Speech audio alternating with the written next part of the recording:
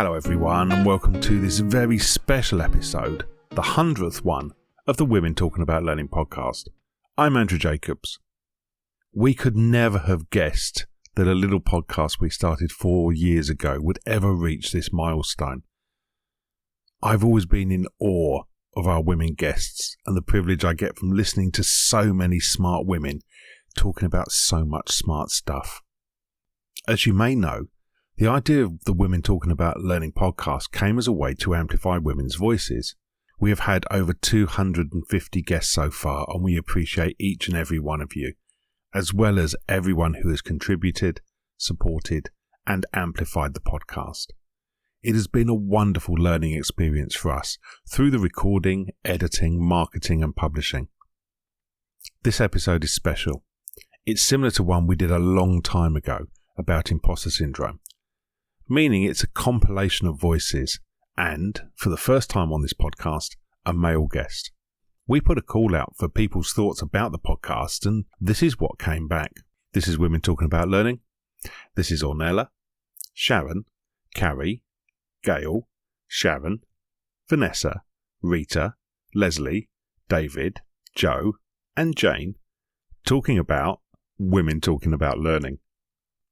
Hi there, my name is Tracy Rotzi and I was a guest on the Women Talking About Learning podcast, the Working Mum one. I very much enjoyed my experience of being a guest on the podcast, and I found the experience quite enlightening actually, because I often think that I have the struggles that I have as a working mum are similar to other people. And whilst there was a lot of similarities in some of the things that we talked about, it was interesting to hear the other guests on the podcast and their lived experiences as well, in particular around the different support networks that they have available to them. And also talking about things like the benefits of homeschooling for children as well. So it certainly gave me some different perspectives of things to think about. And it was a very collaborative and friendly experience as well. And what I love about what Andrew and Natalie at Learn Learning are doing with the Women Talking About Learning podcast is they're very good at bringing a diverse range of voices towards each different individual topic. And they're also very good at selecting who might be really useful or who might contribute quite a bit to different topic areas. So not only is we get to hear different perspectives, but it's also very educational. And what I like about the podcast also is that it's very natural. I don't think there's any topics that are off limits as well. And it's also helped me learn about things that I've not necessarily thought about. And one particular podcast that does stand out to me is the invisibility one. And in the invisibility one, there was some really useful discussions about neurodiversity in women. There was some useful perspectives around how what I thought they were going to talk about, which was how women feel invisible and their voices aren't heard, which did come up as well. But it also talked about where invisibility can be useful and the importance of allyship as well. And I guess what's really nice about being part of the Women Talking About Learning tribe, if you like, I think I probably will call them a tribe, is there is that feeling of allyship that you've been part of something as well. And I think that really comes across in a lot of the podcasts that certainly I've had the opportunity to listen to. Not only that, when I do listen to some of the podcasts, as a working mum, I don't always have an awful lot of time to do these things, but when I do listen to them, one of my favourite things is hearing Andrew introduce the podcast at the beginning. I think he's got a great voice for podcasting, and I love the way that it's pulled together, it's structured, and the broad range of discussion topics that are available. So thank you for everything that you do to Learn Learning services, and thank you for making me a part of your Women Talking About Learning podcast community. Keep up the good work. How come that we are 50% of the population, However, our voices are not heard as much. We are totally underrepresented in so many spaces. When I want to know some different perspectives and hear to some new ideas coming from women, because that's what we don't get to hear very often, I tend to go to the Woman Talking About Learning podcast to get new perspective, new ideas, new voices. They tend to be so inspiring and diverse in type of opinions. I always end up with a different perspective, which I didn't think before. And yeah, it helps me. It helps me in reshaping my own opinion, biases, preconceptions, but also learning, getting some ideas and even tips which I can bring to my workplace. I can already bring to my own practice, my own private life, even. This is Ornella Cianciarelli, and a very happy listener of the Women Talking About Learning podcast. Thank you, Andrew. Thank you, Natalie, for making this possible and continue sharing all this knowledge of all these amazing, inspiring women around the world.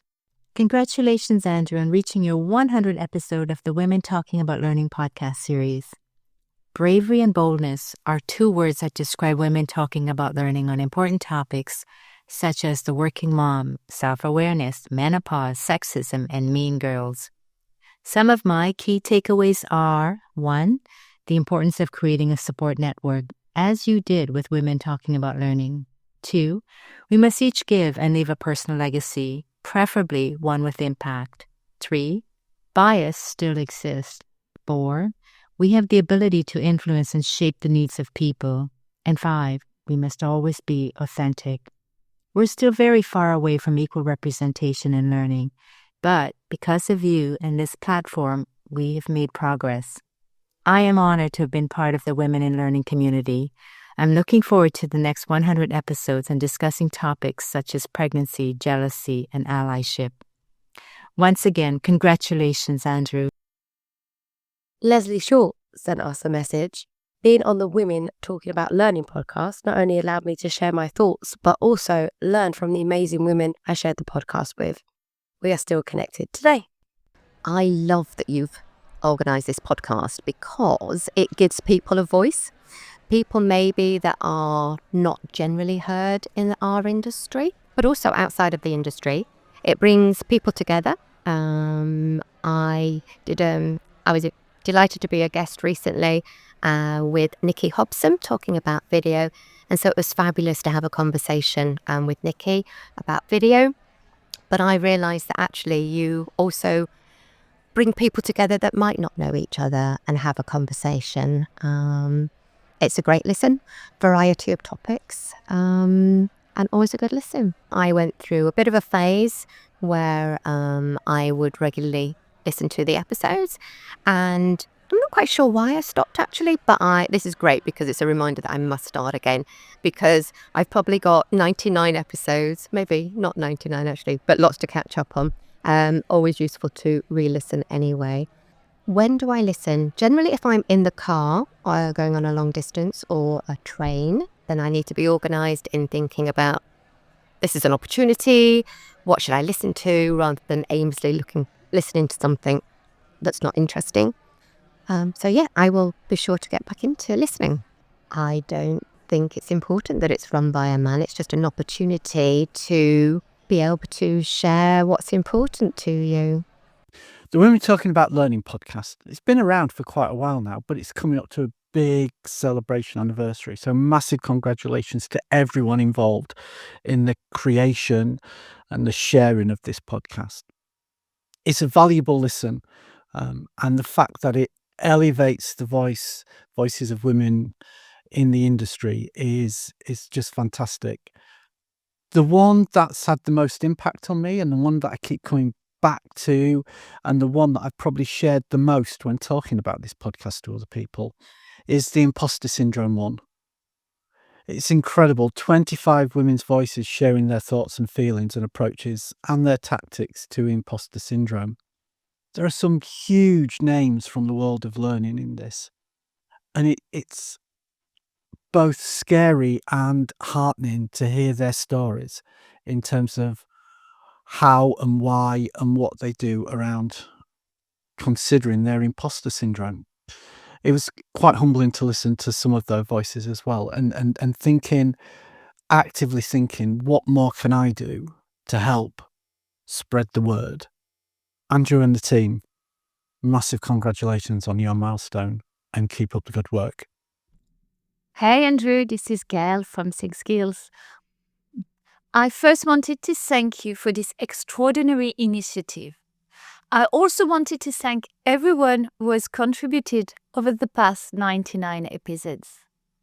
It has been a wonderful experience, and together with the listeners, we have co-created a space where women's voice matter.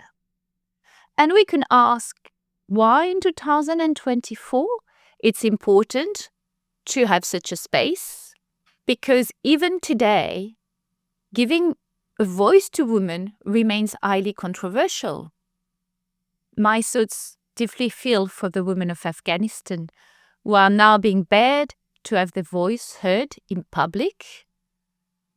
But closer to home, women journalists and politicians are subjected a lot more than their male counterparts to personal and violent abuse. This podcast is a safe and trusted environment where we can voice our thoughts and opinion and develop our collective thinking about learning in the workplace. It may seem very niche, but learning and education is and has always been the vector of empowerment and freedom. So, looking back at the amazing range of topics that's been covered, it's been difficult to make a choice. But eventually, I've decided that the two that really mattered to me were first the imposter syndrome ones, and more recently the assertiveness one. They are probably two sides of the same coin. They both talk about having the confidence to be visible and to be heard. It does take courage to use our voice and also to accept that what we say may not be received in the way we expect. It is okay to disagree, to have diverging opinion, but it is not okay to not respect the person who is sharing the thought. Maybe I'm talking to myself when I said that us women can't be seeking approval or validation when we publicly speak. We need to accept the uncomfortable state of disagreement and conflict. Challenging the status quo requires to face frictions and to plan for it. What will be our arguments? Which data are we going to use to back our evidence? And where are our allies? And Andrew, you are definitely a great ally. So thank you very much for this wonderful initiative. I'm looking forward to the 99 upcoming ones. The Women Talking About Learning podcast provides a platform for women in learning and development to share their insights and experience and amplify their voices. I'm always amazed at how this podcast manages to assemble guests from various backgrounds who offer a wealth of perspectives on L&D and deepen our understanding of diversity, inclusion, and belonging. This is important because it aligns with my advocacy in the work I do with my clients. By highlighting stories of successful women, the Women Talking About Learning podcast empowers and inspires female listeners, encouraging them to advocate for change in learning and development. The discussions often include practical advice and strategies that listeners can apply professionally. Even the most experienced learning and development professionals will benefit from these conversations. The podcast fosters community among women in L&D and provides a space for networking, support, and shared learning experiences. As we all know, community is crucial for promoting female empowerment and professional growth. I enjoyed my experience as a guest on this podcast and meeting fantastic thought leaders. Even better, I have access to the entire library of episodes, which I can use to deepen my understanding of L&D topics and inspire me. Hi, it's Jo Cook here, editor of Training Journal and learning specialist at Lightbulb Moment. I think the podcast is brilliant in so many ways. Firstly, that it's been done at all. Secondly, that we're at so many episodes, such a celebration, and I know it's very, very popular. And there are so many different topics covered with such a variety of speakers. That's really, really good. With so many episodes, I can't select favourites. I think everyone I listen to is my favourite until I listen to another one. I do love that topics like disability, self-awareness, menopause, and so much more are covered, really important topics. But I am going to pick one topic as a favourite, and I think it's anything business related. L&D are often challenged or accused of not speaking the language of the business. So I think this topic is important for us all to develop our skills on. I just want to say thank you to all the speakers that have spent their time contributing, and of course to Andrew and Natalie, who've done an amazing job. And I look forward to the next 100 episodes. Hello, everyone. And first of all, congratulations to Andrew and Natalie for your important support, for reaching out 100 incredible episodes. Reaching out this milestone is a tremendous achievement. I have a podcast myself with my friend Catarina Ferreira, so I know very well how much work it's involved, and I know how much care you put on in each episode. Reaching out this mark is truly something to be proud of, and you both deserve a huge round of applause. I'd also like to express my gratitude for the honor of having been able to participate and to have met not only Andrew and Natalie, but also Lina that recorded with me. So it's been a privilege to have the chance to hear so many incredible women featured on these episodes. The care you put into these conversations means so much because despite of the advances women have made in the recent decades, it often requires much more effort for women to get ahead than it does for men. So there is still so much work ahead of us, and having platforms like this one where women's voices are elevated and celebrated is so powerful. Another aspect of the podcast that stands out to me is its international reach. It takes us through different countries, different cultures, allowing us to expand our minds through a variety of perspectives and visions.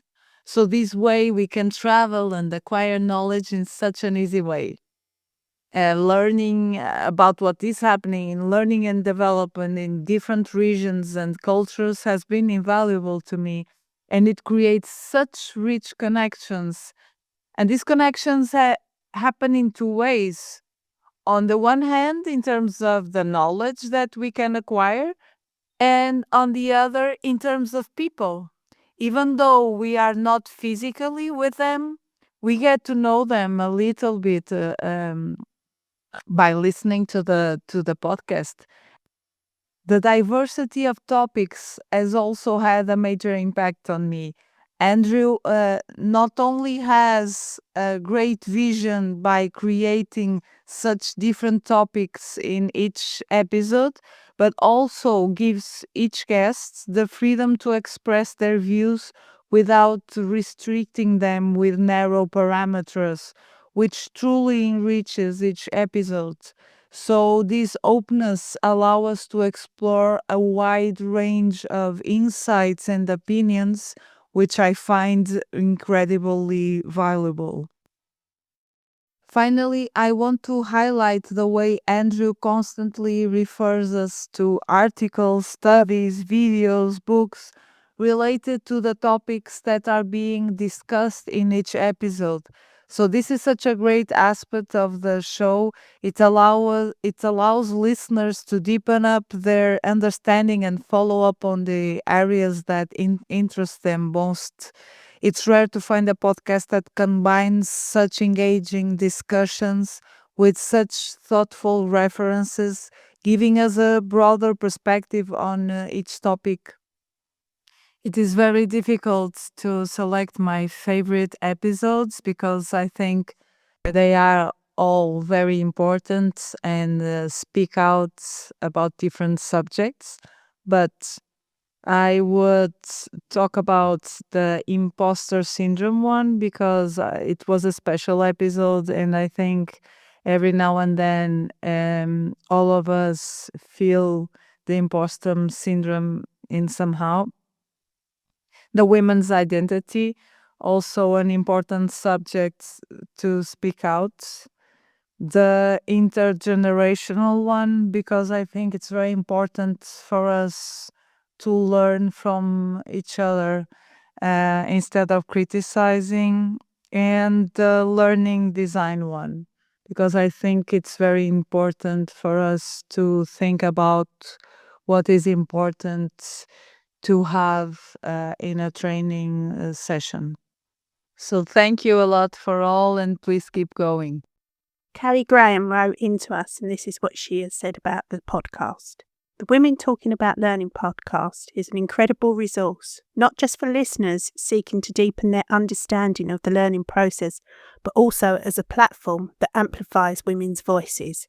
The insightful perspectives shared on each episode often offer a viewpoint that is overlooked or neglected in mainstream conversations about education and self-improvement. By centering the experience and expertise of female guests, this podcast grants listeners access to a diverse range of teaching philosophies, practical strategies, and research-backed recommendations. In a landscape still largely dominated by male experts, Women Talking About Learning stands out as a refreshing centre point, one that empowers its audience to optimise their cognitive abilities and unlock their full potential through a more inclusive lens. Far from being a niche interest, this podcast deserves widespread recognition and acclaim. It not only provides valuable learning resources, but also serves as a vital means of elevating marginalised voices and challenging the male-centric narratives that have long prevailed in academic and professional spheres. In an era when diverse representation remains elusive, Women Talking About Learning podcast shines as a beacon of insight and inspiration. Hi, I'm Sharon Green, and these are my reflections to celebrate the Women Talking About Learning podcast reaching 100 editions. Woohoo! What can I say? First of all, I guess the general things around what the Women Talking About Learning podcast means to me. I like that it's informative, that it's wide-ranging, that there are a diverse range of voices, that I get to hear different perspectives from different people all over the world, which is crazily exciting. I think I found it most valuable when I was spending quite a lot of time walking around my local area, listening to podcasts and trying to learn when we had post-COVID restrictions on. And I got a lot of solace from listening into the conversations, nodding along, or disagreeing even, and just getting me to think. I found them empowering.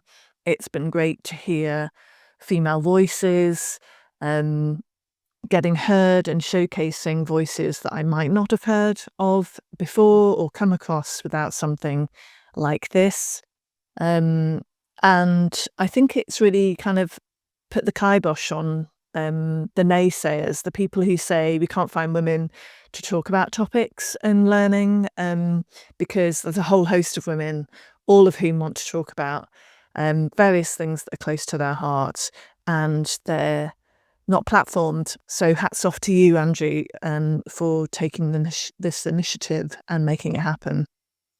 In terms of my favourites, that's like picking a favourite child or a favourite dog, I guess, if you've got it's just not something that's easy to do.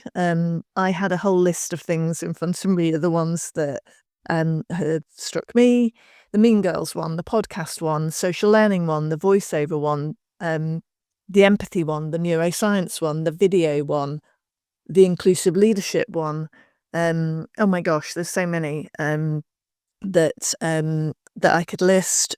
Particular highlights, I think, where I think it was on the inclusive leadership one, where Ifat was talking about the shocking experience actually of having someone change her name to make it more westernized in a call center environment. I was shocked to hear that would be a workplace practice that actually could exist in the 21st century. I was also delighted when I heard Dana James Edwards say you can actually ask to speak at conferences. I didn't know that either. I thought you had to be asked yourself. So that was a light bulb moment for me. There have been so many ones that I'll go back to. If I was making a video, the video one. If I was making a podcast, the podcast one. The voiceover one. There's just so many that I could feel that I could go back to in the back catalogue, and I'm way behind in listening to the latest ones too. But it's something that I'm happy to recommend as a source of learning for any of my network, whether they be male or female. So here's to 100, and here's to many more. A huge thank you to everyone who contributed to this episode, who gave up some of their time to either record or write a piece for us. We are truly thankful, and we do appreciate all the correspondence and feedback we get about the podcast. Sharon says, hopefully there'll be many more. We're planned through till May this year. But if you would like to be a guest, please do get in touch. You can do that via our website, womentalkingaboutlearning.com, or you can email us, hello@larn.com. As this is the last episode of 2024, we would like to wish you a happy Christmas and a successful and peaceful New Year. We're back in January, and next time it's the resilience one. As always, thanks for listening, and we'll see you again soon.